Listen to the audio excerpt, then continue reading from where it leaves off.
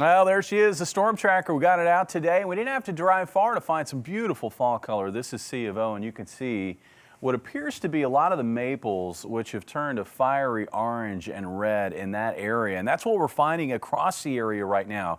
Looks like we're quickly approaching peak, and I think that will happen over the course of the next 7 days. Because what will be happening is we're seeing the fall color really accelerating now, but we're also going to have freezing temperatures, hard freezes on the way early next week. And of course, that's going to accelerate everything even further and cause a lot of these leaves to drop, I think probably over the next week to week and a half. Taking a look at what's going on outside right now, it's been a partly cloudy afternoon with that afternoon sunshine. It got nice and mild. 79 was today's high in Springfield. We've got another shot at some showers. We've had these shots at rain. We haven't seen really much materialize so far outside of some sprinkles and some periods of very light shower activity. This is probably going to be our best bet at getting some wet weather before a week's end as the storm comes out of the southwestern United States.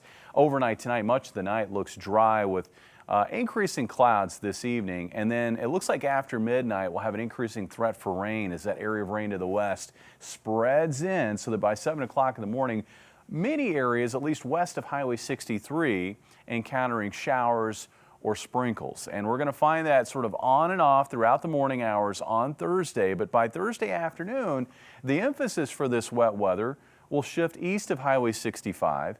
And then during the afternoon, it'll gradually move out of the area, or at least most of the area, with some breaks in the clouds to be had, I think, by mid to late afternoon along and west of Highway 65, where temperatures will likely get back into the mid to upper 70s. Overnight tonight, another mild night, 64 for the low.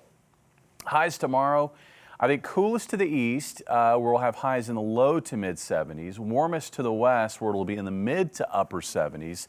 Here in Springfield, 74, maybe 75. It just depends on how much sunshine we can get during the afternoon. On Friday, we're going to be ahead of a cold front for at least a big chunk of the day, and that means areas especially south of the interstate favored for warmth.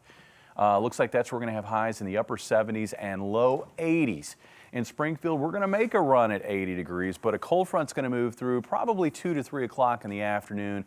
That'll put a break on the temperature rise and actually cause temperatures to start dropping going into the evening hours, so that by 7 o'clock, we're already in the low 50s in Springfield and in the upper 40s up towards Stockton. Meanwhile, to the southeast, it's still nice and mild at 7, in Mountain Home at 72. But temperatures will be dropping there as well. In fact, it looks like as we push through 8, 9 o'clock in the evening, temperatures in Mountain Home dropping into the mid-60s, dropping into the upper 40s here in Springfield. And then as we work through the later portion of the evening hours, temperatures will continue to drop into the upper 40s in most areas along and north of the interstate, and into the 50s and low 60s south of the interstate. So the bottom line is it's going to be getting cooler Friday evening, and that's going to set us up with a front stalling to our south, and we get into an overrunning event Saturday and Sunday. It's going to set us up for a wet spell of weather. I expect drizzle to shift over to just kind of a steady rain or embedded thunder as we get into Saturday afternoon and Saturday night. Temperatures only in the 50s during the day. On Sunday, still wet and turning colder. Temperatures dropping through the 40s, probably into the upper 30s by the end of the day here in Springfield.